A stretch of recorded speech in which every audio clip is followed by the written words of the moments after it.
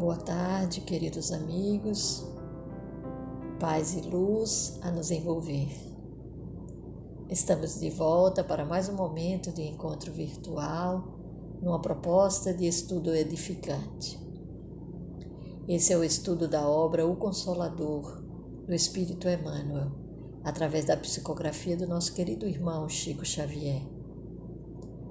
Para aqueles que estão começando, esse é um livro de perguntas e respostas, totalizando 411 questões, abordando ciência, filosofia e religião. Já visitamos as duas primeiras abordagens e estamos no conteúdo pertinente à religião, trabalhando o tema ensinamentos, contido nos questionamentos pertinentes ao Evangelho. Rogamos aos benfeitores espirituais que possam nos acompanhar nessa viagem que nos engrandece o espírito, facilitando-nos o entendimento do conteúdo que hoje estudaremos. Bom estudo para todos.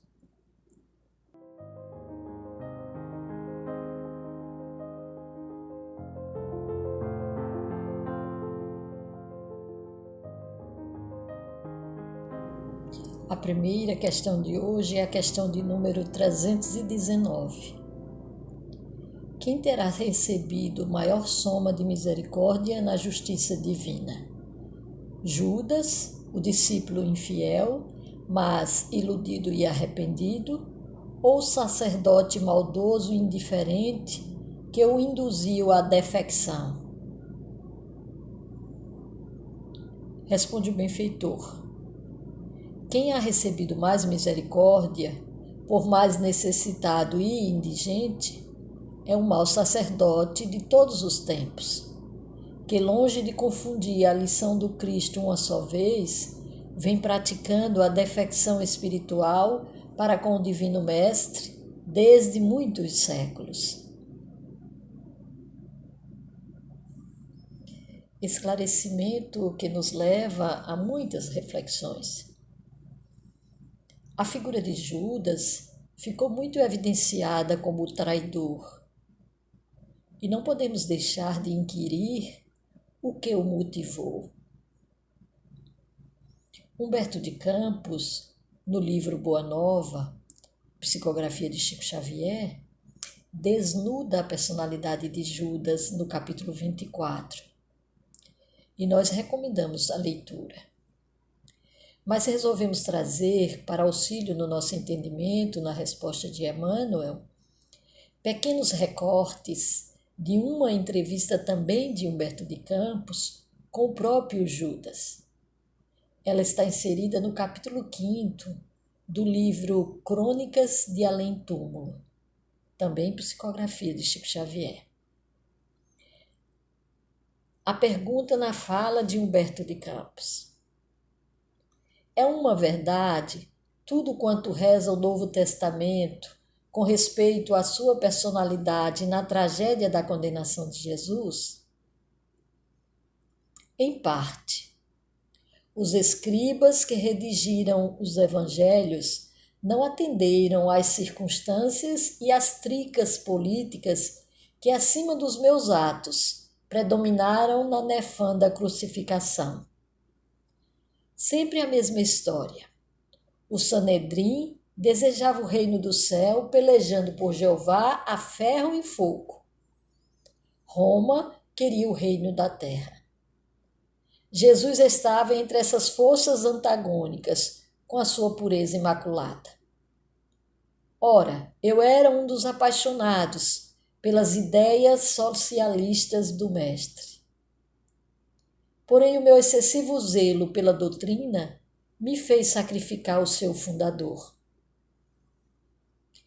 Planejei então uma revolta surda, como se projeta hoje em dia na Terra a queda de um chefe de Estado. O mestre passaria a um plano secundário e eu arranjaria colaboradores para uma obra vasta e enérgica. Não julguei que as coisas atingissem um fim tão lamentável. e ralado de remorsos, presumi que o suicídio era a única maneira de me redimir aos seus olhos. Aí pergunta Humberto: e chegou a salvar-se pelo arrependimento? Não, não consegui. O remorso é uma força preliminar para os trabalhos reparadores. Depois da minha morte trágica, submergir-me em séculos de sofrimento expiatório da minha falta. Sofri horrores nas perseguições infligidas em Roma aos adeptos da doutrina de Jesus.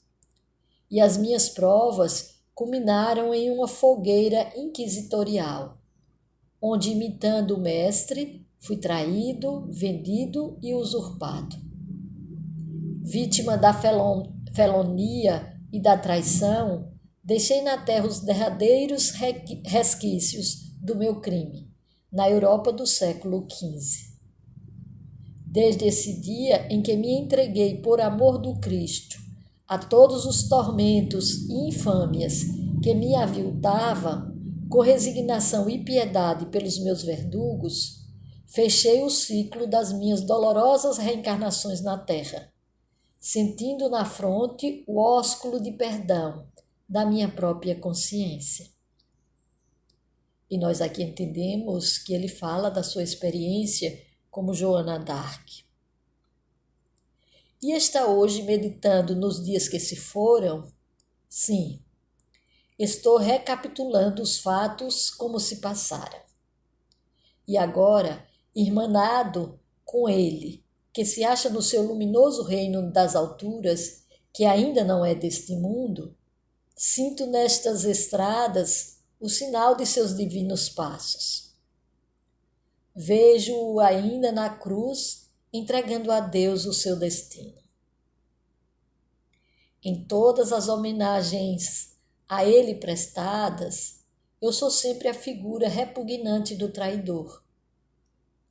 Olho complacentemente os que me acusam sem refletir se podem atirar a primeira pedra.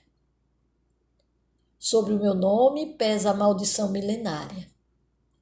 Pessoalmente, porém, estou saciado de justiça, porque já fui absolvido pela minha consciência no tribunal dos suplícios redentores. Quanto ao Divino Mestre, continuou Judas com os seus prantos.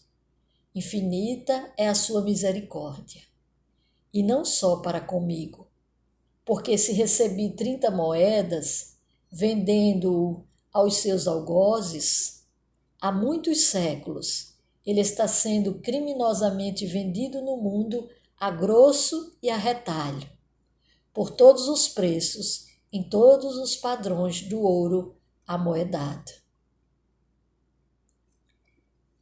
E nós retornamos à resposta de Emmanuel. Judas errou uma vez. E os que se utilizam da doutrina cristã em seus interesses particulares?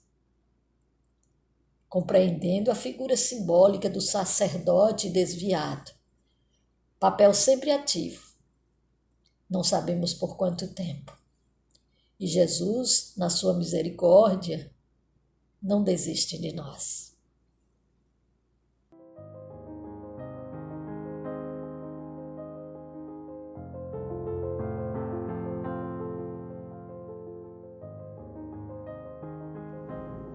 Questão 320. Que ensinamentos nos oferece a negação de Pedro? E a resposta do mentor: a negação de Pedro serve para significar a fragilidade das almas humanas, perdidas na invigilância e na despreocupação da realidade espiritual, deixando-se conduzir indiferentemente aos torvelinhos mais tenebrosos do sofrimento, sem cogitarem de um esforço legítimo e sincero na definitiva edificação de si mesmas. Buscamos mais uma vez Humberto de Campos, agora no capítulo 26 da Boa Nova, intitulado A Negação de Pedro. Ele narra que Pedro, indignado diante da afirmativa do mestre, de que ele o negaria 3 vezes, indaga ofendido: julgai-me então um espírito mau e endurecido a esse ponto? Não, Pedro, adiantou o mestre com doçura. Não te suponho ingrato ou indiferente aos meus ensinos, mas vais aprender ainda hoje que o homem do mundo é mais frágil do que perverso. E é diante dessa fragilidade que ainda carregamos que devemos estar sempre vigilantes, atentos ao ser espiritual e imortal que somos, que responderá por todos os seus atos. Buscamos ainda a narração de Humberto sobre o impacto na personalidade de Pedro quando se concretizou a predição de Jesus. Presa de indizível remorso, o apóstolo retirou-se envergonhado de si mesmo. Dando alguns passos, alcançou os muros exteriores, onde se deteve a chorar amargamente. Ele que fora sempre homem ríspido e resoluto, que condenara invariavelmente os transviados da verdade e do bem, que nunca conseguira perdoar as mulheres mais infelizes, ali se encontrava, abatido como uma criança, em face de sua própria falta. Começava a entender a razão de certas experiências dolorosas de seus irmãos em humanidade. Em seu espírito, como que desabrochava uma fonte de novas considerações pelos infortunados da vida. Desejava ansiosamente ajoelhar-se ante o Messias e suplicar-lhe perdão para sua queda dolorosa.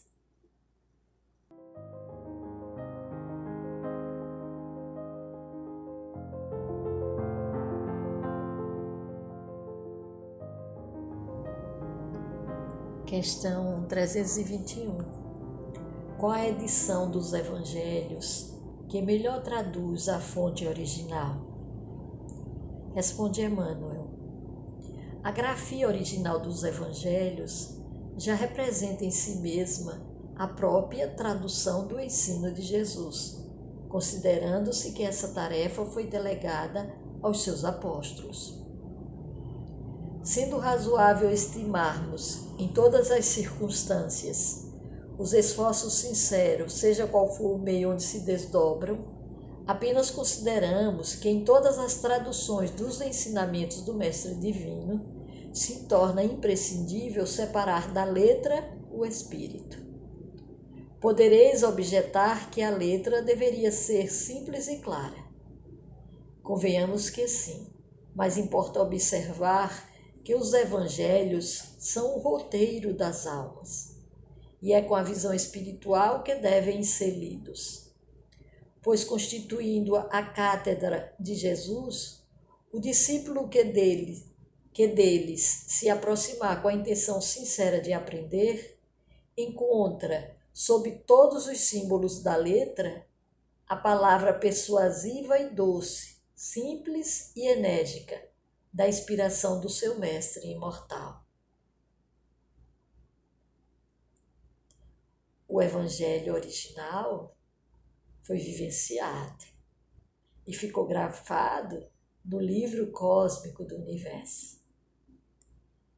Amélia Rodrigues, através da psicografia de Divaldo Franco, no livro Quando Voltar a Primavera, expõe que acima de todos os livros, e mais debatido do que todas as obras da humanidade, o Evangelho de Jesus retorna às criaturas destes dias. Um pequeno livro, todavia mais expressivo do que todos os que foram escritos antes ou depois dele. Como uma fagulha ateia um incêndio. Qual um grão de mostarda ou uma semente de trigo se multiplica numa seara inteira, rica e abençoada. Nenhuma síntese moral pode ultrapassá-lo. Os combates acirrados ao seu conteúdo, por mais intensos, jamais conseguirão destruí-lo. Milhares de manuscritos, de cópias, relataram sua vida e seus feitos. Os 4 narradores, Mateus, Marcos, Lucas e João, no entanto, são de uma veracidade tal que os seus escritos são a mesma mensagem e vida retratados por escribas diferentes na cultura, na emotividade e nos interesses distintos, convergindo e centralizando a incomum personagem que é Jesus. Lê-los é provar as angústias do mundo e o néctar dos céus, a fim de saber dos paladares o qual se deve escolher. Nem ficção, nem comentários extravagantes nas suas palavras. Mateus escreveu os ditos do Senhor entre 50 a 55. Marcos narrou os fatos num período que vai de 55 a 62 em Roma, ao lado de Pedro. Lucas fez o mesmo logo depois, por volta de 63. João escreveu o evento místico entre 96 a 104, ainda em Éfeso, para onde fora desde Domiciano. Águas abençoadas de córregos, os textos evangélicos, que fluem na direção do mesmo rio, a verdade. Passaram fastos históricos, sucederam-se civilizações e culturas, povos substituíram povos, homens se foram e renasceram noutras épocas, enquanto Jesus continua o mesmo. O homem de hoje que o busca encontra-o compassivo e gentil a aguardá-lo, como almoço rico do passado. Amigos, com essa questão, encerramos o conteúdo classificado pelo benfeitor como ensinamentos. Dentro do ambiente da religião, que foi dividido em 5 subtemas, nós já falamos do Velho Testamento, do Evangelho, e agora falaremos de amor. E como se aproximam, se confundem essas expressões de sentimento, religião e amor. O conteúdo do amor trabalharemos nos aspectos de união, perdão e fraternidade. Iniciaremos então as questões referentes à união.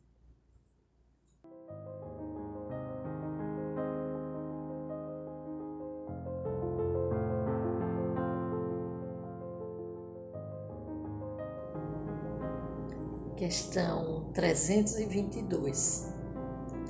Há uma gradação do amor no seio das manifestações da natureza visível e invisível? E a resposta do mentor: sem dúvida, essa gradação existiu em todos os tempos, como gradativa é a posição de todos os seres na escala infinita do progresso.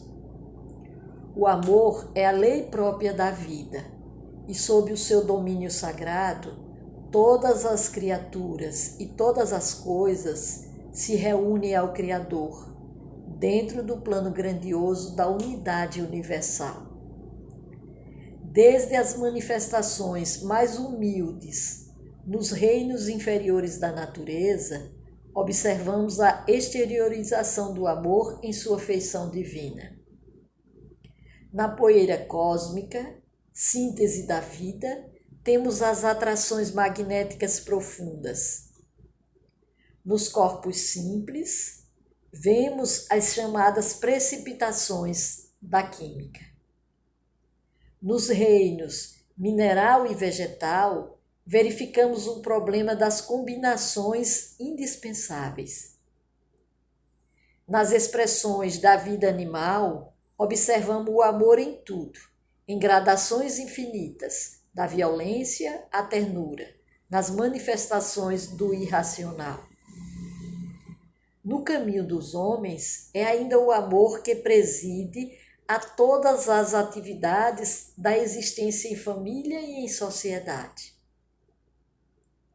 Reconhecida a sua luz divina em todos os ambientes, observaremos a união dos seres como um ponto sagrado, referência dessa lei única que dirige o universo.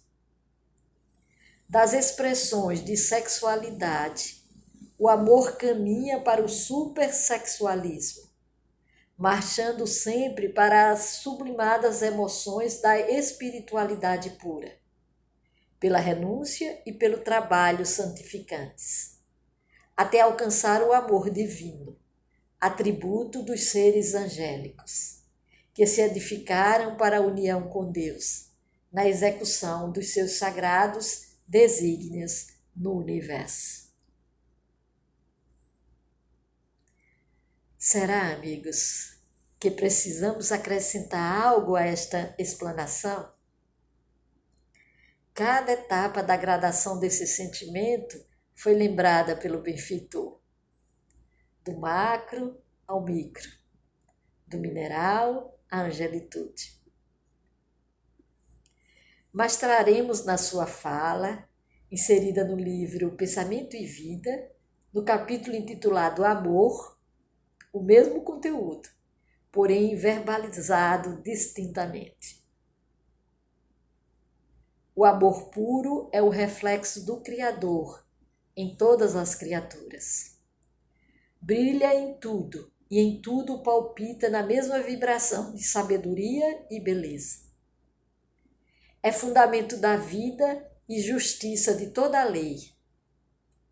Surge sublime no equilíbrio dos mundos erguidos à glória da imensidade, quanto nas flores anônimas esquecidas no campo. Plasma divino com que Deus envolve tudo o que é criado. O amor é o hálito dele mesmo, penetrando o universo. Vemo-lo assim, como silenciosa esperança do céu, aguardando a evolução de todos os princípios e respeitando a decisão de todas as consciências.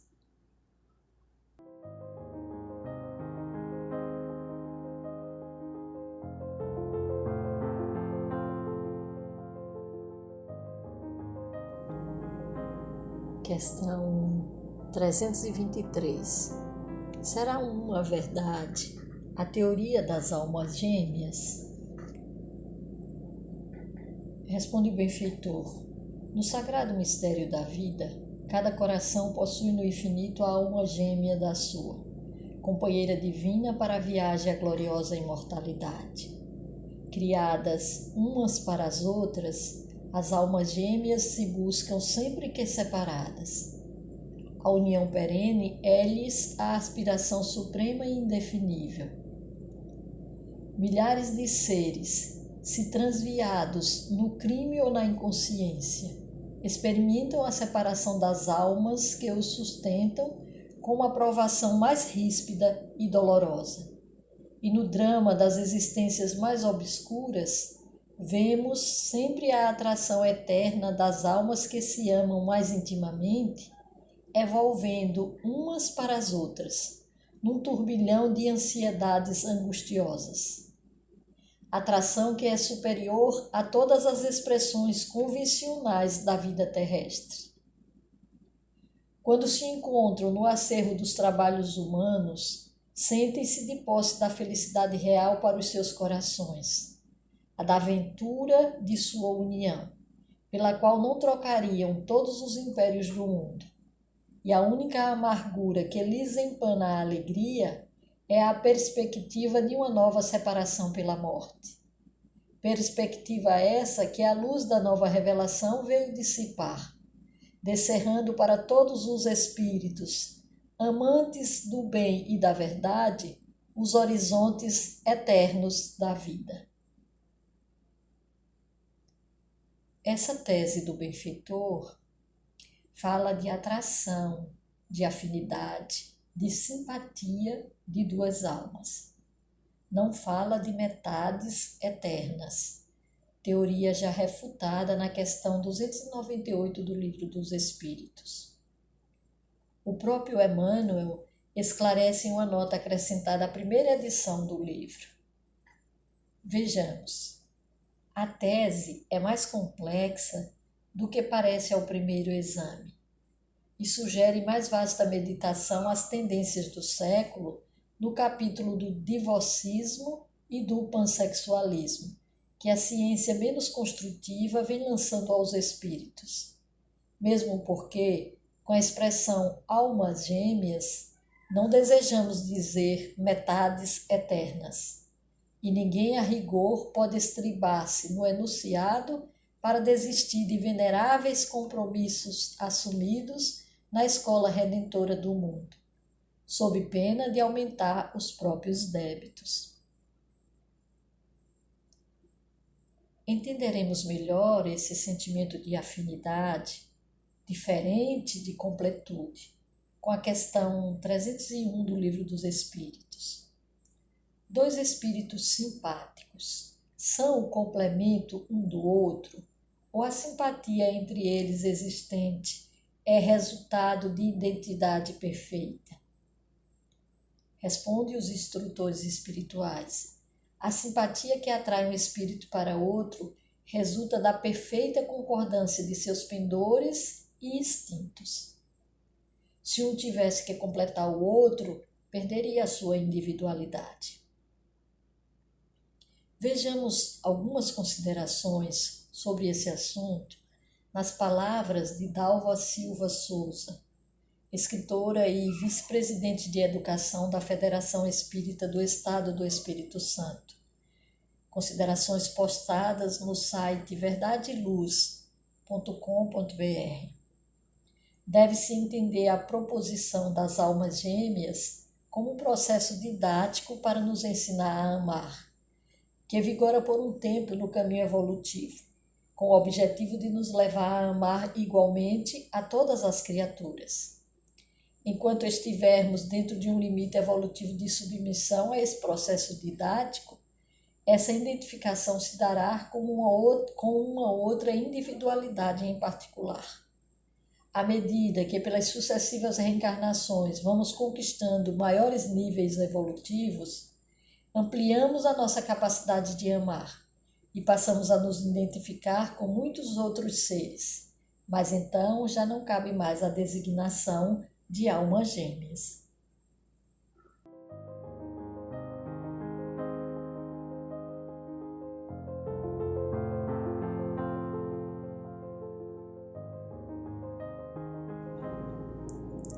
Questão 324.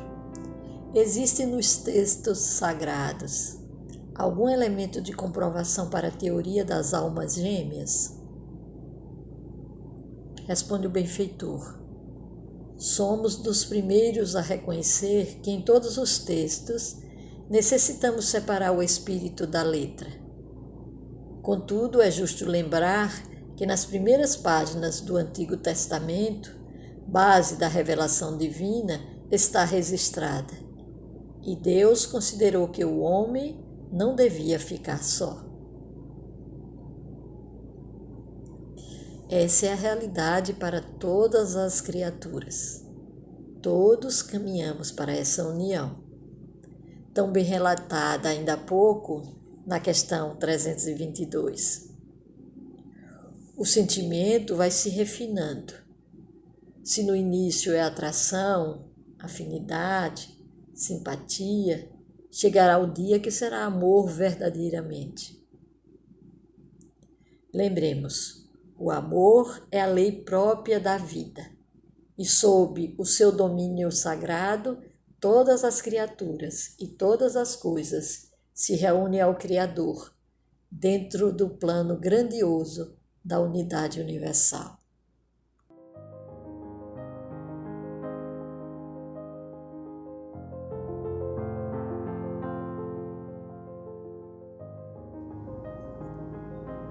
Questão 325.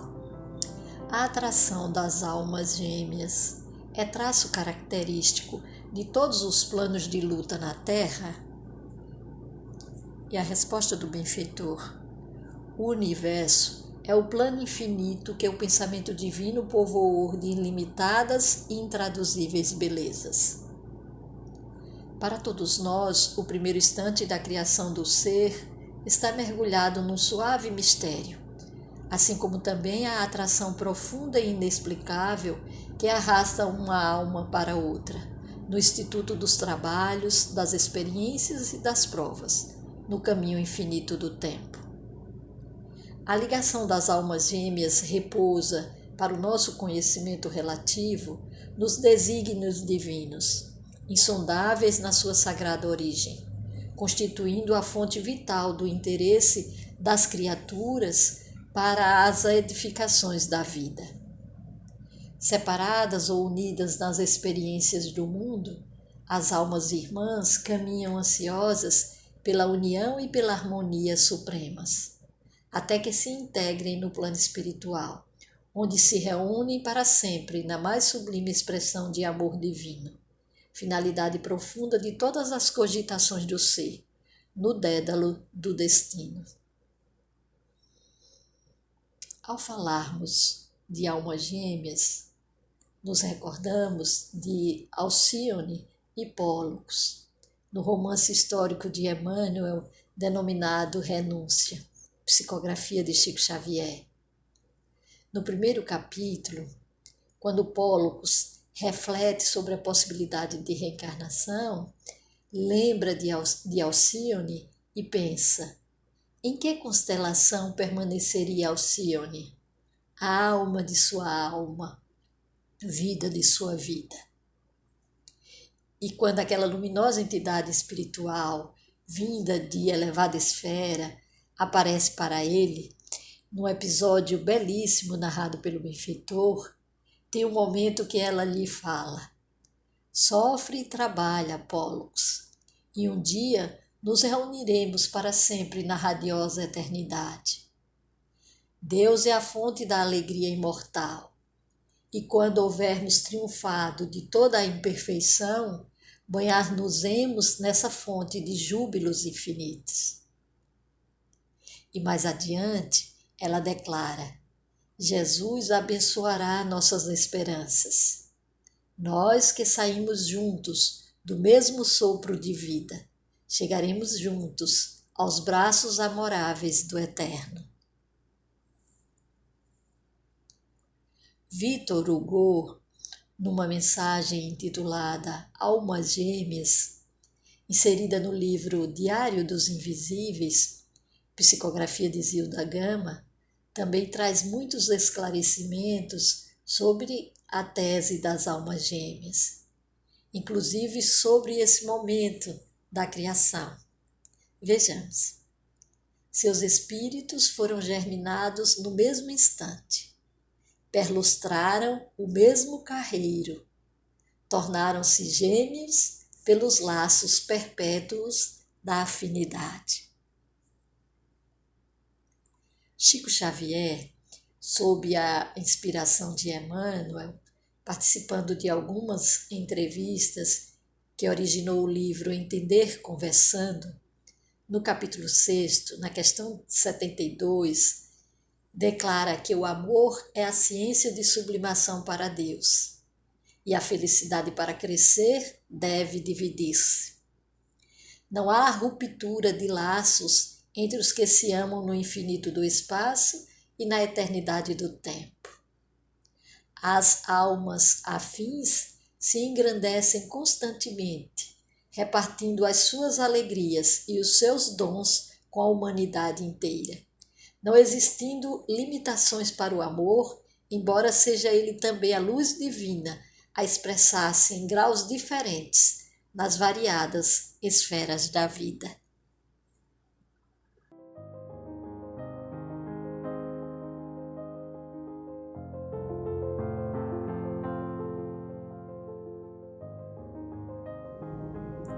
Questão 326.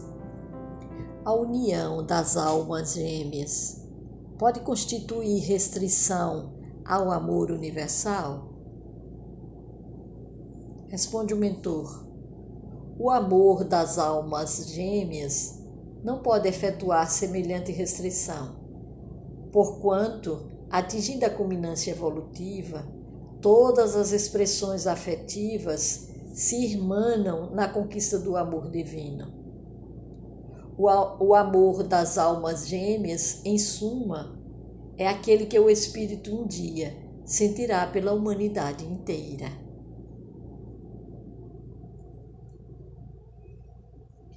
Já entendemos que o sentimento de amor vai se intensificando, se sublimando, se dividindo, sem diminuir.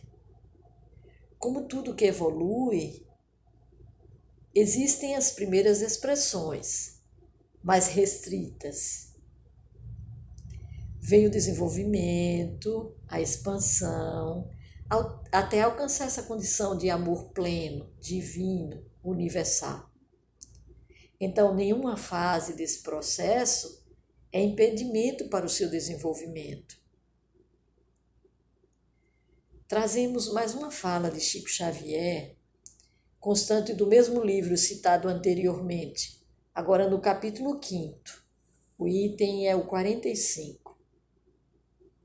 Espíritos amigos me ensinaram há muito tempo que o amor é a presença de Deus em nós mesmos, inclinando-nos a buscar uma outra pessoa ou outras pessoas, para a mesma comunhão de sentimentos sublimantes, até que tenhamos uma comunidade de ordem superior em que todos se amem, naquele amor que Jesus nos ensinou. Amai-vos uns aos outros, como eu vos amei. Agora, meus amigos, encerraremos por hoje. Agradecemos imensamente a ajuda recebida da esfera espiritual, assim como a companhia de cada um de vocês. Hoje foi bem interessante essa ideia de uma atração por afinidade natural, que vai formando um vínculo, que se consolida, que se amplia nesse universo de relações, impulsionando-nos cada vez mais para o desenvolvimento do amor universal. Bem interessante, não é? Daremos continuidade na próxima semana, se Deus permitir. Serenidade e luz, e até a próxima oportunidade.